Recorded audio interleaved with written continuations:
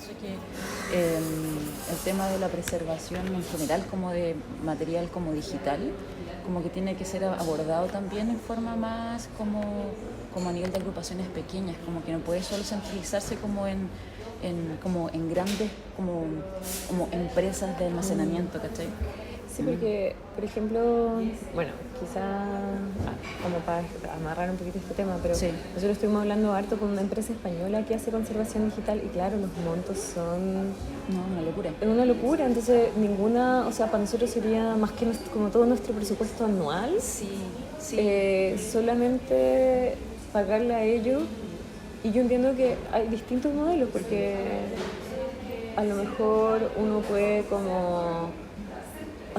hemos pensado desde ser una cooperativa de varias Sí. organizaciones chicas y comprarles el servicio, Ajá.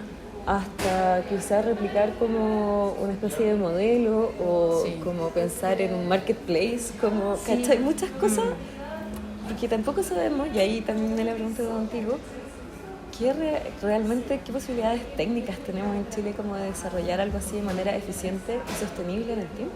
Sí. Eso es como un problema. Sí, mira, yo la verdad que no soy muy amiga de estas grandes empresas que hacen como este tipo de servicio. Pienso que hay una forma pienso que el concepto de preservación como pasarlo del el concepto clásico de preservación como de lo físico, que es lo que viene como un poco de la academia y lo que ha sido tradicional hacia lo digital, nos da ciertas herramientas que nos permiten como abordar el problema, como también como adquiriendo herramientas que nos permiten tomar decisiones que podemos asegurar una migración de contenido. Es decir, evidentemente sí, depende como es algo que necesita recursos, necesita tecnología, pero pienso que el avance y la incorporación de los elementos tecnológicos en lo que tenemos actualmente nos permiten en poco tiempo llegar a que esas herramientas lleguen a nosotros y podamos justamente con criterios claros y con quizás una postura, desde el punto de vista de la conservación, aplicarlas. ¿Puedo pedir un vasito de agua? Sí, Ya, gracias. ¿También con el azúcar o tengo que Sí, traer no, endulzante? estoy bien. Entonces, pienso que con ciertos elementos y criterios bases como pilares, como que podemos hacernos cargos también de eso. Entiendo que hay ciertos elementos, ciertas masas de contenido que van a necesitar ciertos servicios de pronto que puede hacer como algún tipo de mantenimiento, pero hay ciertas acciones que tienen que ver con respecto a cómo conservar que sí podemos adoptarlas.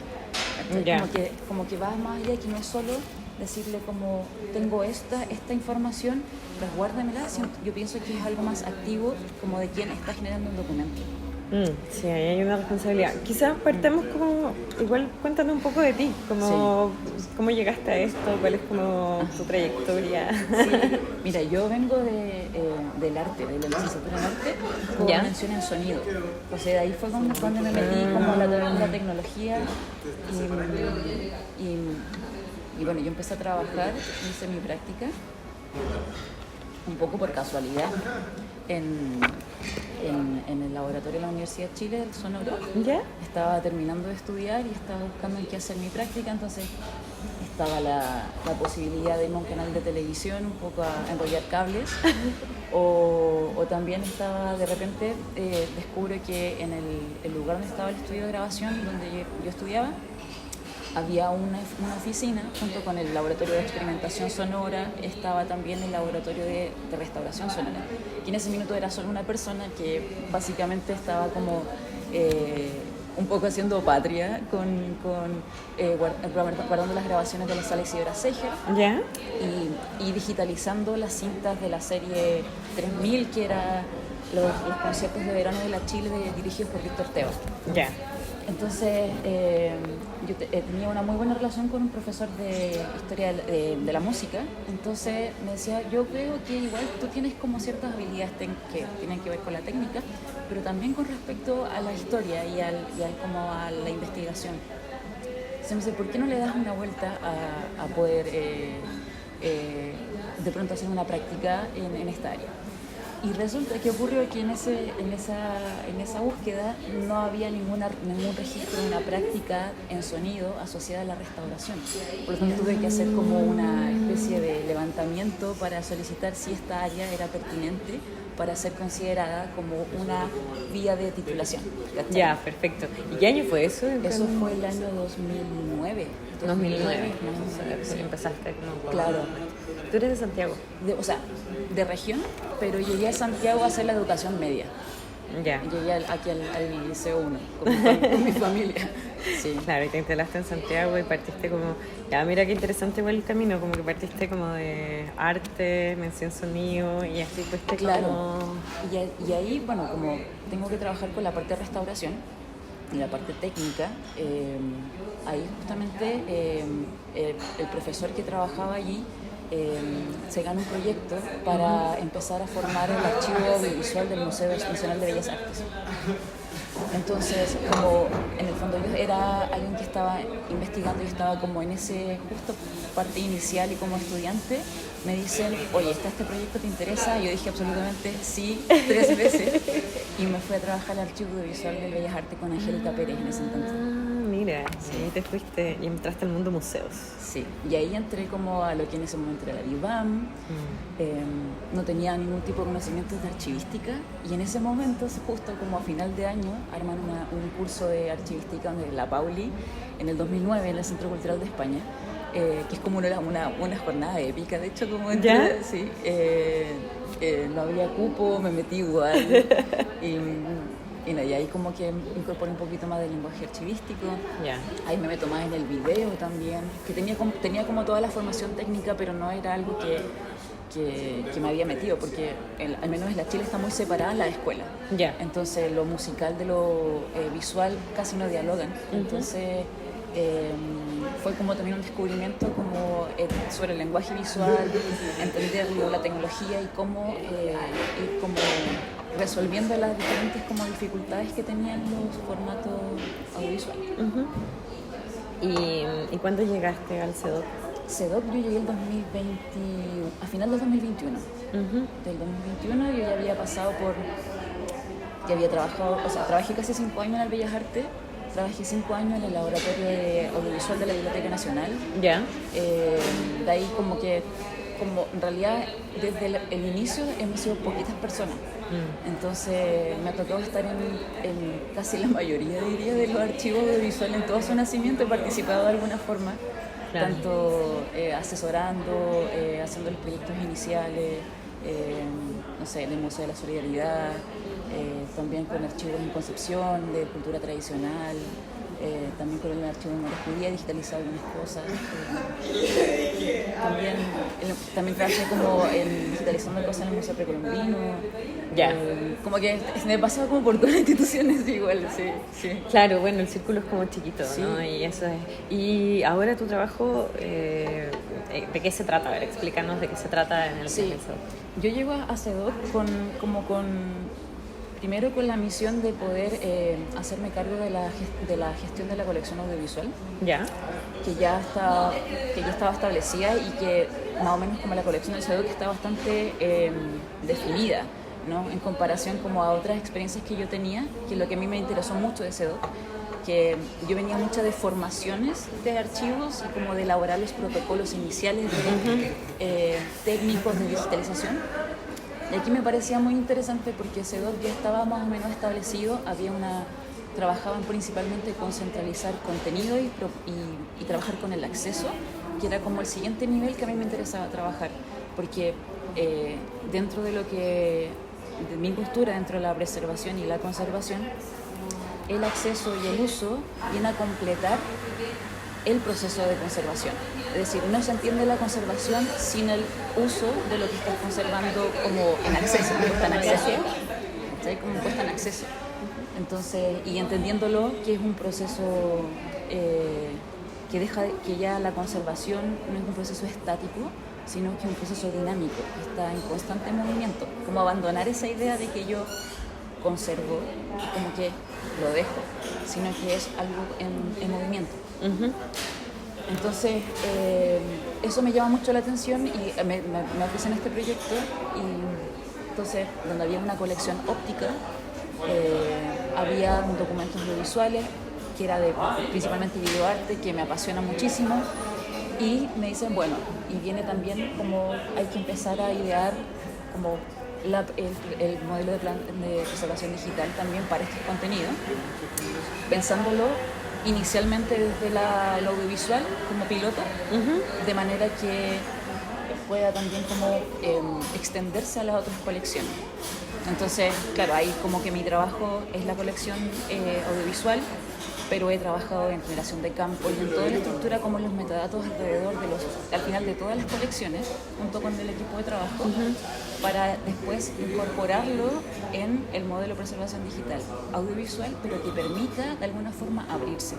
Claro, que sea un modelo para que se abra como... Claro, y para mí eso era muy importante porque de todas las experiencias que he tenido en las instituciones, siempre la colección audiovisual tenía como una posición como distinta o a veces en otra jerarquía con respecto a las otras colecciones, como que eran nuestra colección y lo audiovisual. Y la colección por lo general en los museos era obras, me imagino, documentos vinculados a las obras. Incluso, claro, o documentos, claro, o ya sea o libro, bibliográfico, archivístico, pero siempre lo audiovisual era como y lo audiovisual. Y ese material en general se conserva de manera análoga, o sea, porque son materiales físicos, pero sí, me imagino que con el video y hay nativos digitales ya que... Ya están, claro, entonces justamente ya empiezan como a llegar los primeros nativos digitales, que es donde ahí se generaba un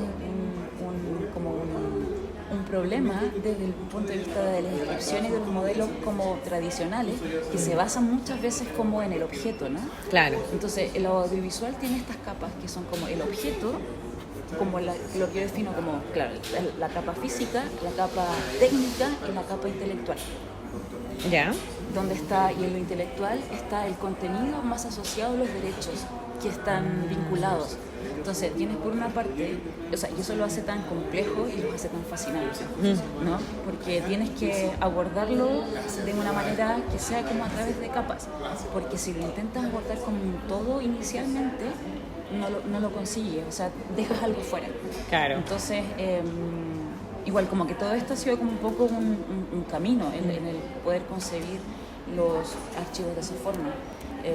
Sí, es interesante eso que decís por capas, porque tal vez muchas obras de arte, o sea, estoy pensando como archivos de arte o archivos como, por ejemplo, se puede como traspasar a otras dimensiones, la performance, por ejemplo. Sí. ¿Cachai? O sea, claro, hay distintas capas y uno, si pensara como, por ejemplo, el archivo o la preservación, como también poder mantener la obra o el documento en su contexto, que es un gran problema en el espacio digital, ¿no? Sí. Y esas capas son súper importantes para reflexionar en torno a eso. Claro, o sea, porque te permite identificar exactamente dónde están los desafíos para conservar, ¿no? Por ejemplo, o sea, igual, como que yo lo veo de esta forma, veo que hay una idea, algo que es contenido dentro de un soporte material, ¿no? Que lo puede contener, y la forma de fijarla tiene diferentes técnicas, ¿no? Y pasa lo mismo en el audiovisual, en diferentes formatos.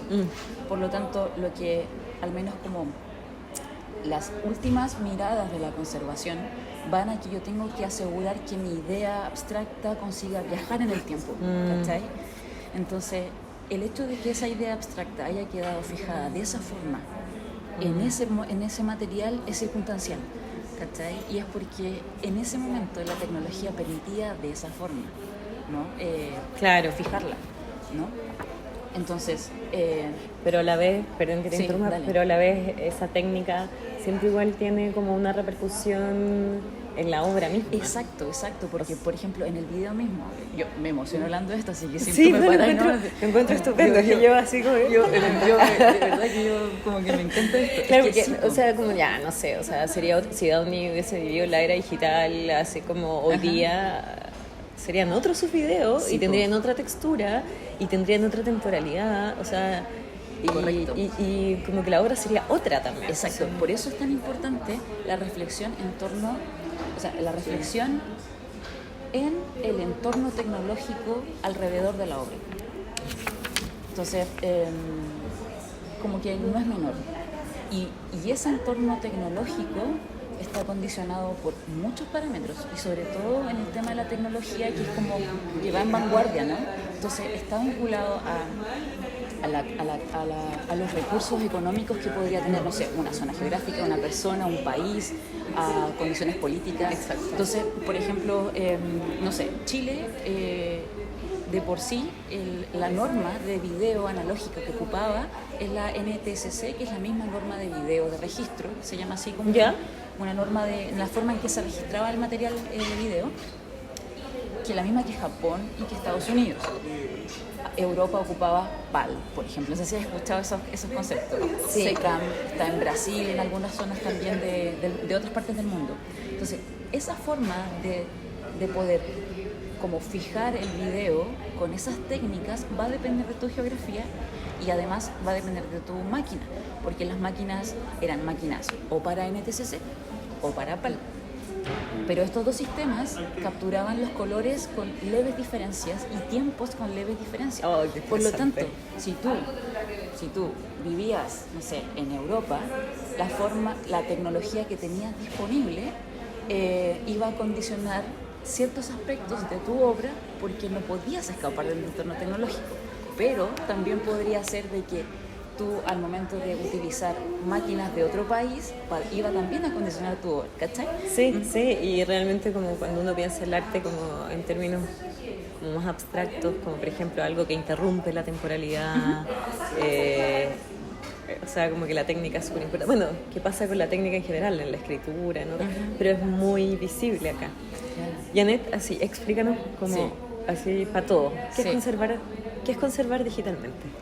Mira, conservar digitalmente es lograr migrar un contenido intelectual con la mayor cantidad de información posible que permita reproducirla o que asegure, al menos en un poco tiempo, poder migrarla de nuevo. Ya. ¿Cachai? En ningún caso preservarla. O sea, conservar digitalmente Es migrar. Es migrar, es decir, conservar digitalmente es traspasarlo de una manera que yo pueda asegurar que tengo toda la información posible que me es posible para poder, o sea, que me permita volver a migrarla. Por eso digo que es como circular, ¿cachai? Sí, sí, o sea, entiendo que tiene que ver con esto que los formatos van cambiando y la tecnología, entonces necesitamos poder, por ejemplo, leer algo que está en un formato electrónico, en un formato digital, y después esa digitalidad en otro formato, y no ir perdiendo como toda esta, por un lado como toda la metadata, pero también todas las particularidades de ese documento que se va degradando constantemente. Sí. Y en digital también. Claro, en digital también. En digital también, hay las técnicas dentro de la preservación digital te hacen revisar constantemente los archivos porque hay como archivos que se corrompen en el tiempo. O sea, un archivo digital cuando se crea tiene como un concepto que se llama checksum, que es como su carnet de identidad. Tiene como algo alfanumérico. Ya. Entonces, ese como root, por decirlo de alguna forma, si pasa cierto tiempo, dentro de lo digital hay como corrupciones de datos, ¿cachai? Claro. Entonces, si cambia uno, yo ya no puedo abrirlo. Entonces, si eso pasa en uno, ya digo bien, lo puedo intentar recuperar. Pero si te pasa en gigas y gigas y gigas, no puedo. Claro. Entonces, ¿qué es lo que se recomienda en preservación digital? Estar constantemente revisando que esos valores se mantengan estables para detectar cuando cambian. No vas a poder evitar que cambien, pero sí vas a poder identificarlos cuando sean manejables. Claro, o sea, como para explicar, por ejemplo, a los que estamos más acostumbrados a la conservación análoga, sería como, ya, por ejemplo, yo tengo un volumen de documentos y tengo que constantemente revisar y mantener ciertas condiciones para que no me aparezca un hongo, por ejemplo. Claro, exacto. Porque si me aparece un hongo en un documento, ese hongo puede colonizar todo y puedo perder todo. Es el mismo concepto, es el mismo. Entonces, y además es mucho más invisible, porque mucho más porque no lo estás viendo. Claro. Y por ejemplo, hay diferentes técnicas de fijación para poder registrar el material digital. Que una es la clásica, que es la magnética, que puede ser a través de incluso de cintas magnéticas, como el LTO, o no sé, vos si conociste alguna vez los DAT, que eran como unos como unos cassettes que guardaban audio digital. Ay, no. Los mini DV. Sí. Entonces eso es magnético, pero la información está digital. Ya. O sea, aunque sea una cinta... No son electrónicos, son digitales. No son analógicos. ¿Analógicos? Pero son digitales. Porque Loco. tú tienes... Por eso decía que hay información. Lo digital es una expresión, es decir, existe algo real, ¿no? Continuo, lineal, ¿no? Y eso yo lo puedo, para digitalizarlo, implica, da lo mismo en dónde, significa tomar una representación. Sí. Cuantizarlo, ¿no? Y eso implica sí o sí que haya pérdida, porque entre cada muestra es imposible tomar, como siempre podría encontrar un intersticio entre medio de lo que es lineal, ¿no? Claro. Entonces, entendiendo que eso es lo digital, entonces yo puedo registrar en una cinta magnéticamente algo linealmente, que es decir, por voltaje, que es continuo, o puedo registrarlo a nivel digital, que es como colocar las expresiones como las muestrecitas. Y ambas están en cinta. Por lo tanto, yo puedo tener un cassette que tiene una información analógica, que es como una señal gordita, como con más linealidad, diríamos. Claro. Como O que tienes sigue más otra la línea. que es una representación y que tú ya tienes un límite, que es una ventana temporal cuantizada, ¿cachai? Eso sí. O sea, sí, no te alcanzo a entender la última parte como de cuantizado eso, pero alcanzo a entender la imagen como que, y creo que eso nos ayuda un montón a un público que no sabemos tanto de tecnología, pero trabajamos como entender las diferencias y los peligros, ¿cachai? Claro. Como que me parece súper interesante la imagen de que algo es lineal, o sea, que es como un continuo, no sé, lo veo como un río, ¿cachai? Y lo demás es como si yo tomara pequeñas muestras y tratara de reproducir ese río, pero en cajitas distintas, no voy a tener nunca el río. Exacto, ¿cachai? Claro. Es la representación siempre. Exacto, entonces por eso es tan importante entender de qué manera es el origen o el origen de cómo fue la forma en que se registró la información. Entonces, si yo tengo, por ejemplo, un mini DV y tengo una película en film, que sería algo lineal, porque es como la relación directa de cómo cambia la luz, ¿no? Exacto. Que es como... O sea, yo podría decir que la cantidad de información que puedo contener en un soporte fílmico es infinitamente mayor a la que yo podría contener en una cinta mini DV. Y puedo ir más allá. Si yo digo en un VHS con respecto a un mini DV, tengo más posibilidades, tengo más información en el VHS porque es analógico que con un mini DV, aunque ambas sean cintas. Entonces ahí tú tomas decisiones, porque digo, ok, si tengo obras o documentos audiovisuales que su origen es magnético, que fueron creados en VHS, y tú sabes que tienes unos VHS, y tengo otros que en algún momento se migraron a mini DV o a óptico, aquí tú tienes expresiones de esta información. Por lo tanto, si no tienes acceso a los máster, no te queda otra que empezar a asegurar de que esta expresión digital siga viajando en el tiempo. Y siga como corrompiéndose lo menos posible. Exacto. ¿no? Correcto. Entonces, pero si tienes acceso a las matrices, o sea, de por sí, siempre va el momento de migrarlo digitalmente, va a haber una pérdida.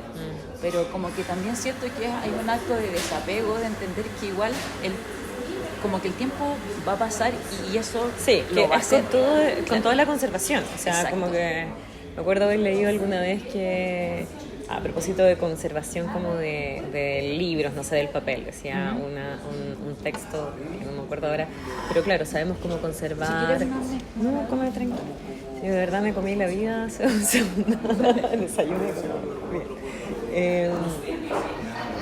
quería decir que, claro, sabemos cómo conservar un incunable, o hemos podido conservar, pero claro, ¿cuántos incunables hay en el mundo y cuántos se hicieron? O sea, la pérdida, la desaparición es como parte de nuestra historia y tendemos a la desaparición o a la transformación en otra cosa. O sea, es como ilógico pensar que vamos a poder...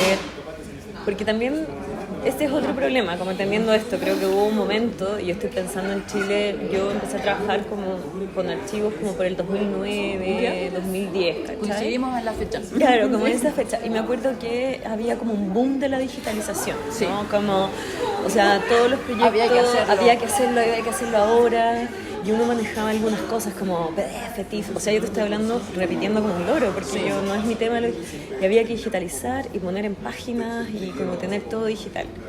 Y hoy que estamos, no sé, 10, 14, 13 años después, el problema es que muchos trabajos de mucho esfuerzo que se hicieron en ese momento no fueron pensados en estas capas que tú estás diciendo, y mucho de ese trabajo se perdió, y recursos se perdió. Y por otra parte también otras personas que todavía nos damos cuenta que si no hacemos algo, eso va a desaparecer, y hay que también mediar esa desaparición, o sea, preverla en la medida de lo posible también. Claro, mira, yo pienso que hay como que mirar con cariño ese momento en que se decidió digitalizar de cierta forma. Pienso que la cantidad de información que tenemos ahora es infinitamente mayor de la que teníamos hace 20 años, que empezaron como estos procesos como más fuertes de digitalización, donde no había mucha información, tampoco había tanto espacio reflexivo en torno a lo que pasaba directamente. Como que siento que ahora hay más personas que estamos pensando sobre esto, ¿no? En ese momento no, era como solo una acción que había que hacer, y sobre todo muy impulsada también por empresas que decían como hay que digitalizar, sin muchas herramientas en realidad. Entonces, claro, solo cuando se inventó, por ejemplo, la grabación o el registro óptico, que son los DVD, los CD, estamos hablando del final de los 80, el eslogan era: esto dura al menos 100 años. Y ahora, como a principios de los 2000, nos dimos cuenta que no. Pero claro, no ha pasado el suficiente tiempo de pronto para poder detectar ciertas cosas que tienen que ver con la tecnología. Entonces, por eso digo que igual hay que mirar como con cariño. Sí, yo creo que fue un esfuerzo como grande también, real, y como de apertura de la información, importante. Y ahí también pienso que el acceso a la información puede, de cierta forma, en algunos instantes, como evitar estas como solo decisiones a ciegas que pueden ser como volcar recursos y solo perderlo. Entonces, no sé, por ejemplo, en el caso de SEDOC, el hecho de la colección más importante es óptica. O sea, porque en el momento que se forma como archivo digital, se arma y dice: tráiganos la copia, y se hace en DVD, ¿no? ¿Y por qué? Porque también tú no le podías decir, no sé, a nuestro Lagaray, a la Loti, que trajeran sus Umatic, porque tampoco tenían Umatic, no había VHS. Entonces la forma en que las personas podían ver era con un DVD, y era mucho más fácil, y yo entiendo la lógica de acceso, porque esa es la misión de SEDOC. Claro, ¿no? Bueno, ahí viene otro tema, como la lógica de acceso. O sea, tengo como dos preguntas, porque hemos hablado de esta trayectoria, y tú dices como hay que asegurar la migración de un paso a otro, para eso hay que estar como atento, constantemente viendo como si hay un error, etcétera. O sea, tú trabajas en una institución que igual es una de las instituciones más grandes de Chile. Sí, sí. ¿Cómo se hace eso en escalas pequeñas? O sea, estoy pensando en agrupaciones, por ejemplo, muchas iniciativas que están vinculadas al activismo y que quieren digitalizar, no sé, por ejemplo, el otro día un estudiante me hablaba que está trabajando con otra gente para armar un archivo VIH-Sida, ¿cachai? Y es como muy desde una agrupación que está como organizando y trabajando, y para esas personas eso tiene un significado como muy importante en sus vidas, o sea, como generar un acervo, digitalizar, ponerlo en línea, poner esos testimonios. Y como que entre medio a mí me tirita un poco el ojo y digo, ¿y cómo lo van a conservar? O sea, ¿cómo va a preservar? Y también ahí lo que tú decías, hay cosas que van a desaparecer, pero ¿cómo piensas tú que hay como trabajos a pequeña escala que podemos hacer, cosas que no podemos hacer? También como estas falsas creencias, porque muchas veces creemos que, y lo digo muy como que tener las cosas en la nube ya basta, o que tengo un Facebook, entonces ya ahí tengo todo ordenado. ¿Qué pensás como en esa relación? Sí, yo pienso que la respuesta a esto es redes y colaboración. O sea, yo no lo pienso de otra manera. No creo que el camino sea, por ejemplo, que todos los archivos, a las agrupaciones que tengan sus acervos documentales tengan que sí o sí entregarlo a una institución para que sea. No creo que ese sea el camino. No pienso que haya que centralizarlo. Pienso que se tienen que empoderar a las comunidades con conocimiento y trabajar articuladamente. Es decir, por ejemplo, no sé, el Estado con su Ministerio de Cultura y con sus instituciones ha desarrollado y ha invertido en, no sé, en laboratorios de digitalización, tanto como te contaba, en el Museo de Bellas Artes, en la Biblioteca Nacional, la misma Cineteca. Entonces, entornos técnicos que se han especializado y con súper buenos profesionales y con equipos que permiten hacer migraciones. Ya. Pero muchas veces, si tú llevabas tu conjunto de documentos, que pueden ser, no sé, voy a hablar un tamaño chiquito, 100 o 200 objetos, por decirlo, dentro de la magnitud y del trabajo que podría tener un laboratorio en la Biblioteca Nacional, por decir algo, es muy pequeño, entonces empiezan a quedar como relegados, ¿no? Sí. Entonces, pero urge, porque tienen que hacerlo. Y a veces el contenido quizás no puede estar dentro de las prioridades de la institución, pero es muy valioso para esa comunidad. Y yo siento que en este minuto hay condiciones de hacerlo, de que tú con conocimiento podrías asegurar hacer una, no sé, o aliarte con una institución o tomar decisiones que te permitan preservar y que te permitan en algún instante trabajar articuladamente con ciertas apoyos que tienen que ver con las instituciones, por ejemplo, a nivel de capacitaciones o de digitalización. Es decir, yo tengo mis cintas, yo no tengo como el entorno tecnológico para digitalizarlas, pero yo puedo trabajar en toda la documentación, puedo aliarme con un laboratorio para que, no sé, se pueda digitalizar. No sé, se puede quedar una copia digital o pueden quedar los originales, yo puedo trabajar con los digitales o puedo a través de protocolos publicados de las instituciones pueden darte información para poder aplicarlo y detectar exactamente qué parte de tu cadena para ti no es posible abordarla. Como no renunciar a que todo el proceso es imposible para alguna comunidad, sino que identificar exactamente dónde yo necesito un puntal, ya sea o de un archivo que está un poco más adelante, que puede ser independiente, o acudir, por ejemplo, a la red dentro del ministerio. ¿Me explico? O sea, pienso que es muy difícil pensarlo como una acción aislada y como una acción que la puedes abordar como entender que todo el proceso no va a necesitar de colaboración, porque el proceso de preservación igual tiene que ver con memoria, y la memoria igual es colectiva, y siento que eso es consecuente con la forma en que se preserva. ¿Cachai? Sí, estoy pensando como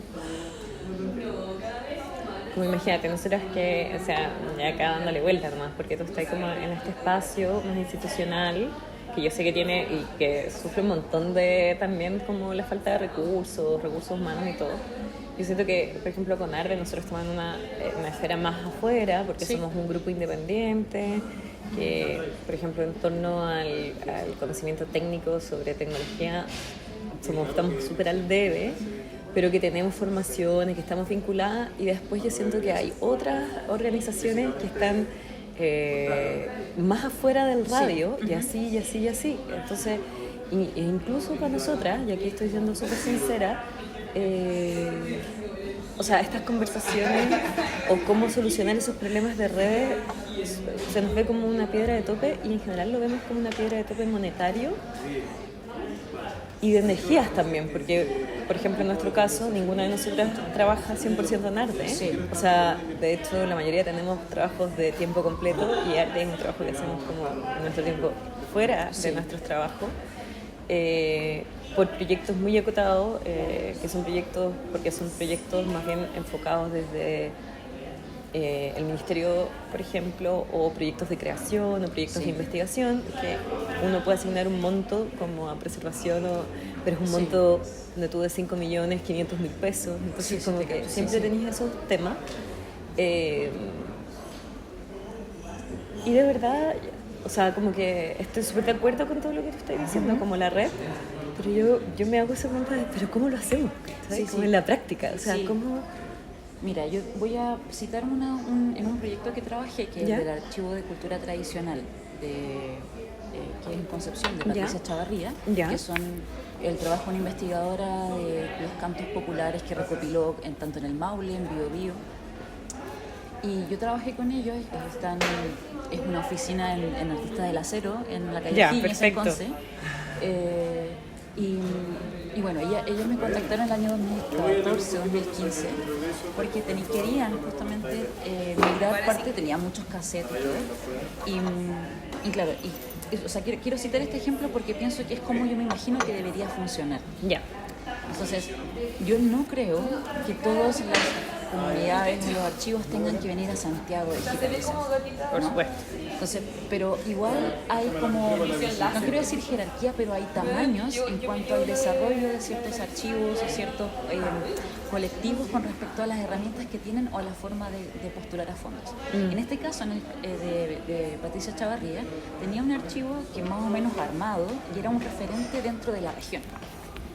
Por lo tanto, el hecho de que ella, por ejemplo, pudiese desarrollar en su oficina o en su archivo un entorno tecnológico que le permitiera migrar su contenido, inmediatamente iba a abrir más puertas para que colectivos más cercanos o archivos más pequeños o conjuntos documentales o investigadores pudiesen hacerlo también en Conce y no tenían que irse a Santiago, que bueno, yo soy de Conce, entonces yo tenía como mucho también eso, como también tiene que haber una posibilidad para que no tengas solo que venir a Santiago.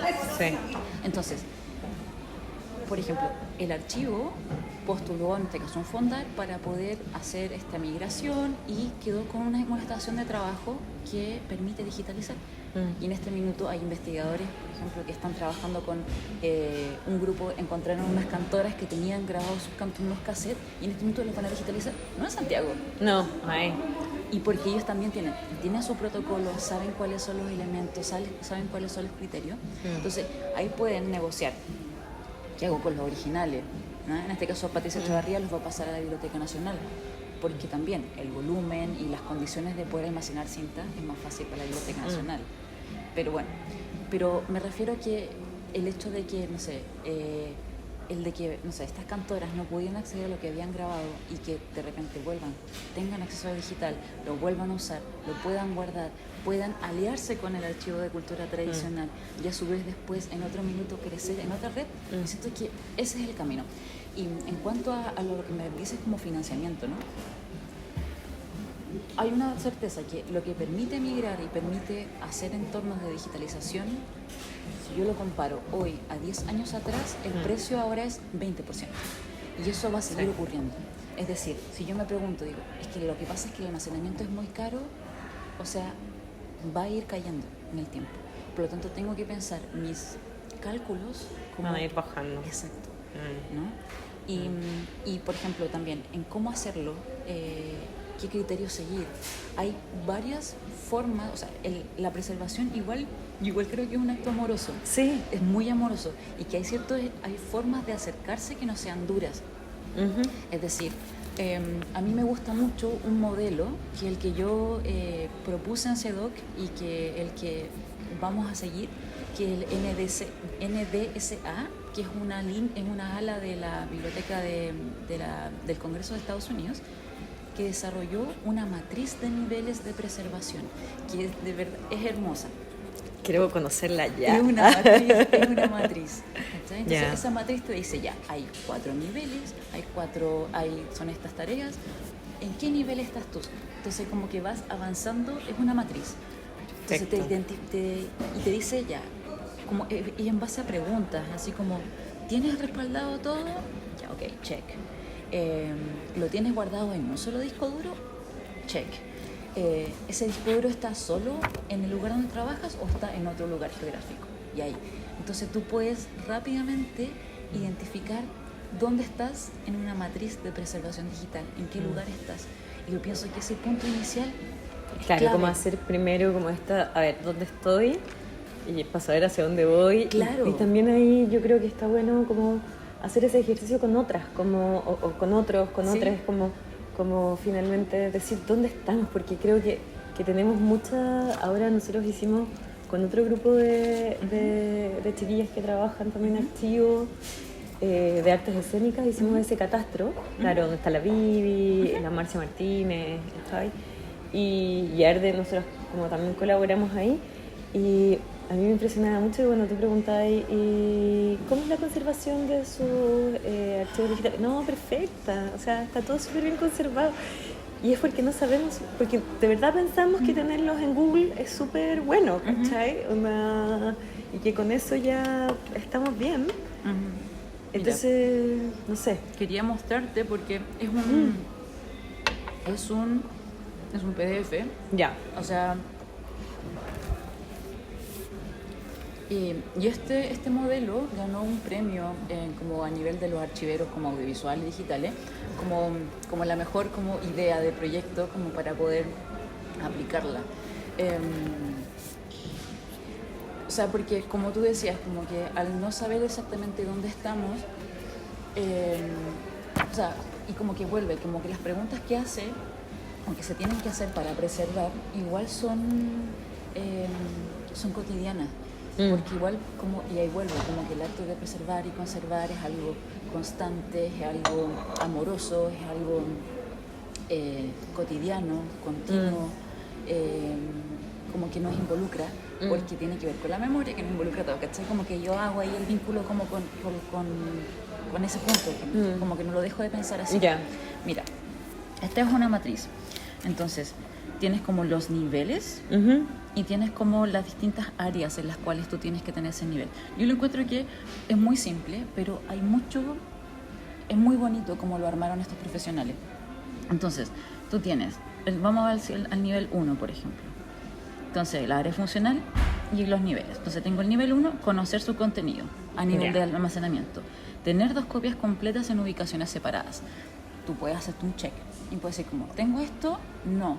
Pero si no lo puedo hacer, inmediatamente puedo ir como que me voy acercando a completar mi nivel 1 en almacenamiento. Claro. ¿Cachai? Por eso lo encuentro fascinante y lo adoptamos en CEDOC porque pensamos que también, al ser referentes, tener esta misma postura va a ser más fácil también para otros incorporarla, ¿no? Entonces, la integridad. Verificar que la información de integridad sea proporcionada con el contenido, es decir, si la información técnica está levantada, si hay información de contenido vinculado, ¿lo tengo o no lo tengo? Yeah. Si no, digo, ok, en esto tengo que trabajarlo y tengo que conseguirlo, porque para llegar a mi nivel 1. Y esto permite igual generar una homologación entre grupos que están trabajando con documentos. ¿En qué nivel está ahí? No, yo estoy en el nivel 1 o me falta el 30%. O sea, esto tenemos que difundirlo así full y hablar de esto. ¿Cachai? Claro, y está súper bueno. Y en el fondo es una propuesta de trabajo, es una matriz que te dice un poco cómo yo siento que este tipo de cosas... Claro, porque por ejemplo, uno a lo mejor que viene más con la archivística o que ha trabajado más con documentos físicos, ya quizá en metadatos está mucho más avanzada. Por ejemplo, en almacenamiento no, así. Exacto. Y uno puede estar en distintos niveles. Entonces podrías decir, tengo, y ahí defines tu estrategia. Dice como cuál, ya, mi trabajo va a ser como completar por niveles completos, me voy a focalizar en eso por recursos, por tiempo, lo que sea, o por completar por área funcional. Exacto. Y insisto, como que es posible dialogar con otras, como con otros en el fondo, y decirle en preservación digital, incluso con empresas como tecnológicas o con departamentos como IT de instituciones, mira, estoy en el nivel tanto de tal modelo de preservación digital, y ¡pum! ¿Cachai? Como que le da una información, no es como, mira, lo tengo como almacenado, no, le hablas de un número directo, como si fuera como una chapita, mira, yo estoy en el 4, y ahí como que también entras en un diálogo y que entra como en el mismo como lenguaje. No, me parece súper interesante. Y quizá en esto como ya entrando como en otro tema y en cosas, porque también acá siento que está súper bueno tener esta línea y también decir, bueno, puedo llegar hasta acá como tú dices, como quizá en otro nivel necesito el apoyo de instituciones, en otro nivel tenemos que ser más, como que a lo mejor, como que yo he pensado mucho que más que desarrollar el desarrollo como de tecnología capaz de hacer esto, porque claro, a lo mejor es como si lo hacemos todas juntas o ponemos una red visible o visibilizamos la red, podemos trabajar como más, como empujándonos unas a otras como para llegar a estos niveles. Claro. Y hay dos conceptos que para mí tienen que ver como, y que me gustaría preguntarte como, cómo la conservación en tu caso, y como también siento que hay o sea, yo siempre leo esto mucho como una postura política también, ¿no? O sea, como que aquí hay un deseo de hacer ciertas cosas de cierta manera. Sí. Entonces, nosotros hemos, leyendo, y algo que sí nos damos cuenta es como que preservar, otra forma de pensar la preservación es dejar de hablar solo de conservación, sino que hablar de diseminación, ¿cachai? Como este giro que me acuerdo muy bien como en algún texto de Cook, o no sé si, pero como que ocupan la figura de las semillas, que a mí me gusta mucho, ¿no? O sea, entre más yo reparto las semillas, esa semilla quizá va a mutar, porque va a mutar, ¿cachai? Pero de alguna forma va a tener una vida propia y va a ser vagabunda y se va a poder como crecer en otra parte donde también tenga sentido. Entonces la conservación no tiene siempre una línea, no es como unidireccional, sino que de repente en esta amplitud de formatos, o sea, sigamos teniendo Facebook, guardemos igual las cosas en un disco, donémoslos, si es que hay, ¿verdad?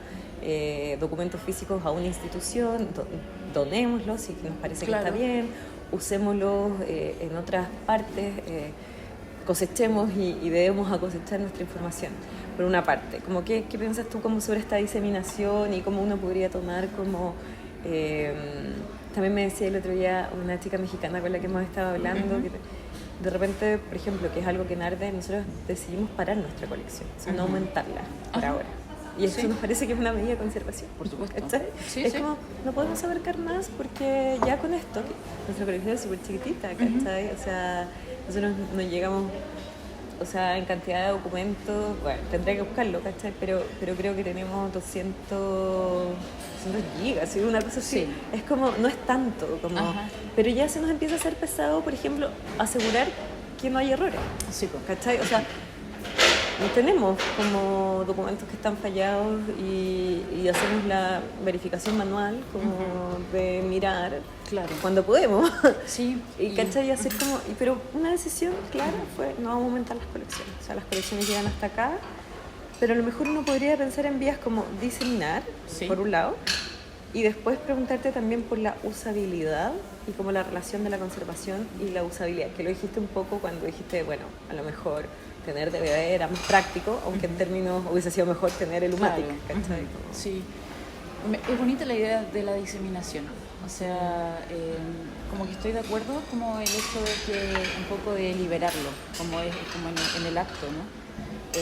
Sobre todo como lo que tú decías, como con la existencia de muchos tipos de parámetros que están como funcionando o que ocurren en el momento de, ya sea de trabajar con archivos, como que y también como con la idea, como a través de la semilla, como de la potencialidad también. Creo que me gusta más, creo que es un término más bonito, ¿sí? Y o sea, como que lo abrazo como concepto, ¿sabes? Como que creo que es más dulce.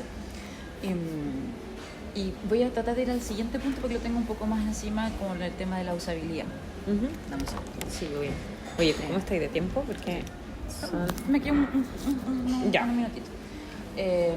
Entonces, claro, o sea, el norte es el acceso para mí, pero por una razón en particular, porque siento que cuando el contenido vuelve a ser consultado o vuelve a las narrativas en otro punto del tiempo, es donde finalmente se cierra el ciclo de la migración o de la preservación.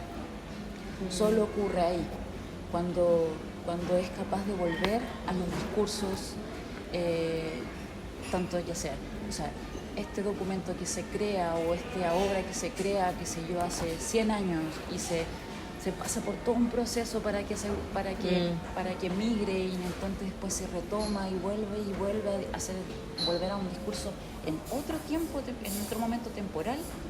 ahí yo siento que se cierra y ahí parte de nuevo. Entonces, el hecho del uso y el acceso siento que es fundamental, y el uso no solo como aquí está a disposición, sino que como activarlo, ¿no? O sea, como que no basta solo con como un poco con digitalizar y decir aquí está el catálogo y solo consúltelo, está disponible digital, como que no está solo ahí, sino que hay algo más activo que permite, y para mí ahí cierra, como que no es como un acto finito, por eso digo que insisto, es dinámico, es cíclico.